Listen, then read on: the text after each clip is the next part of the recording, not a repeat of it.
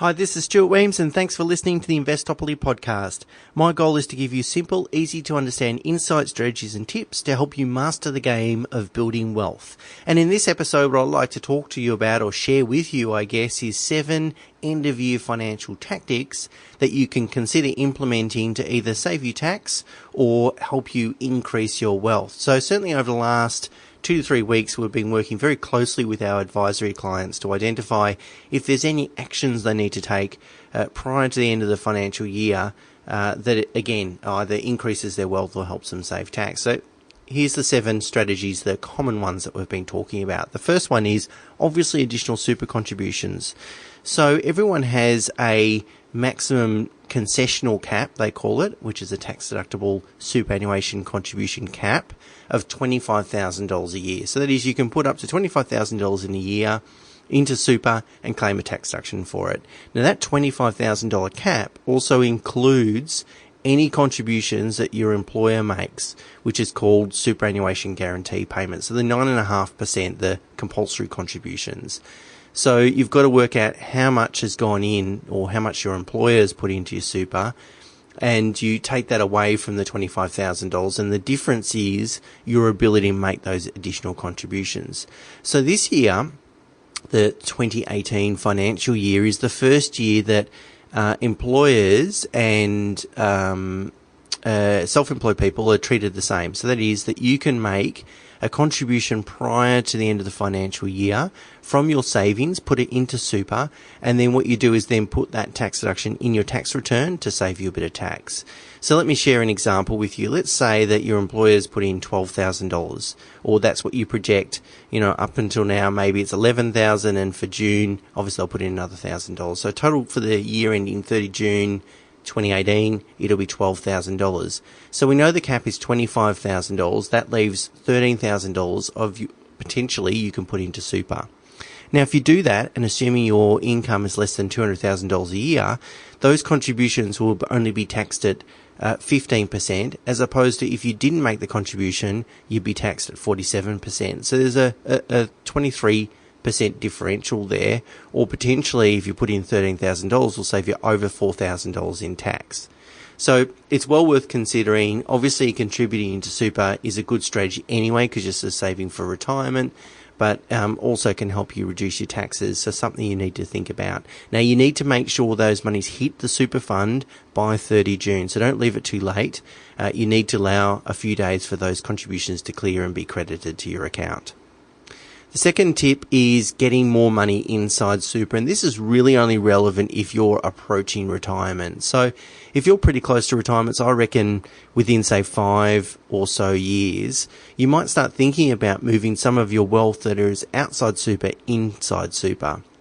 And you can do that by making what's called non-concessional contributions, and that is after-tax contributions, which really means that you're using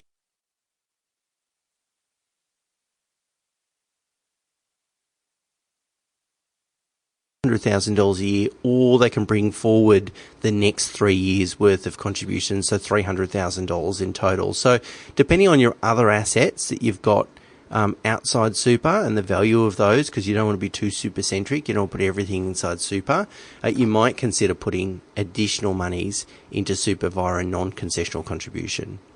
The third strategy that you could consider, and you'd probably only consider this if you thought that your taxable income was going to be materially less next year than what it is this year. When I say materially less, that you're in a lower tax bracket. Now, if that's the case, what you can, and you have got investment property loans or investment loans, what you can consider is paying the next year's worth of interest in advance. So in this month, in June, you would make a payment for the next 12 months worth of interest, and you would claim the deduction in this year. So essentially moving your deduction from next year into this year.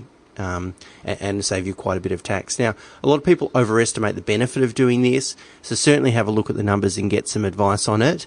And again, it only really works if your income's going to be materially lower next year. Okay, so that brings us on to the fourth idea, which is spousal contributions. So if you've got a spouse and they've earned less than $40,000 this year, what you can do is contribute up to $3,000 into their super fund, and you'll get a 18% tax offset. So that is, if my wife has zero earnings, I can put $3,000 in her account, in her super account, and then I can claim a tax offset of $540. So the tax offset isn't a deduction; it actually offsets the amount of tax you need to pay. So it's straight into your pocket. So it's quite valuable. We're not talking about lots of money here, so it's not going to shoot the lights out, but it's something that's there that should be utilised. And of course, I've got the links in the show notes below. The next one that I want to talk about is capital gains. So and this is only relevant if you crystallised a capital gains during the year, so you sold an asset, be it property, shares, managed funds, so forth. It's a good time to look at all your other assets, and if you've got some underperforming assets, and this is probably more relevant for shares and managed funds because you probably won't have run out of time to sell a property before year end. But if you've got some underperforming managed funds or shares, well, maybe that are in a loss position, maybe it's a good time to divest of those now before the end of the year to reduce the amount of capital gain that you've crystallised.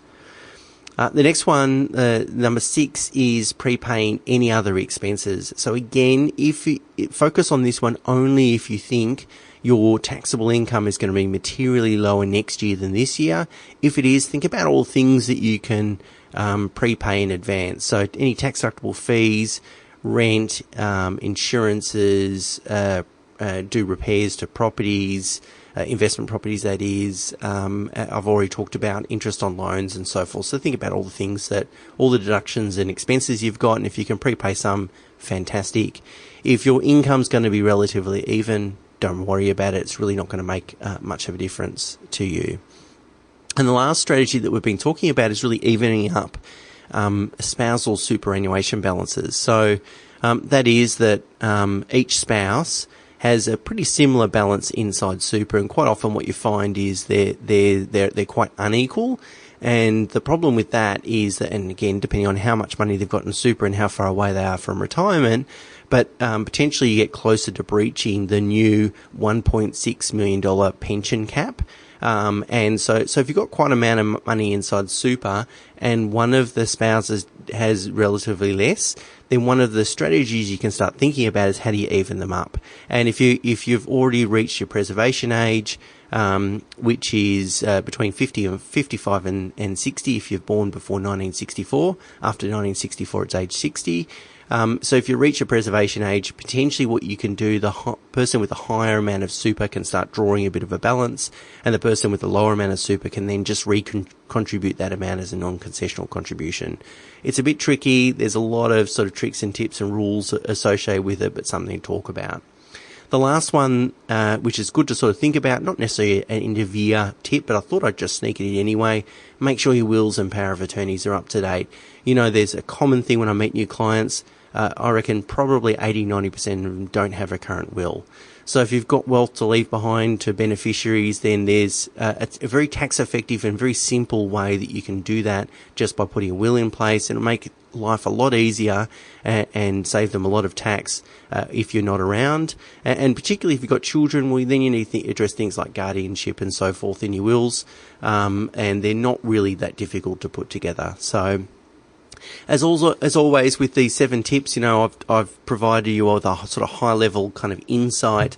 But with everything tax and super related, there's always exceptions and considerations to think about before you go and implement. So before you implement any of these ideas, do please get some personal advice from an independent financial planner. Until next week, bye for now.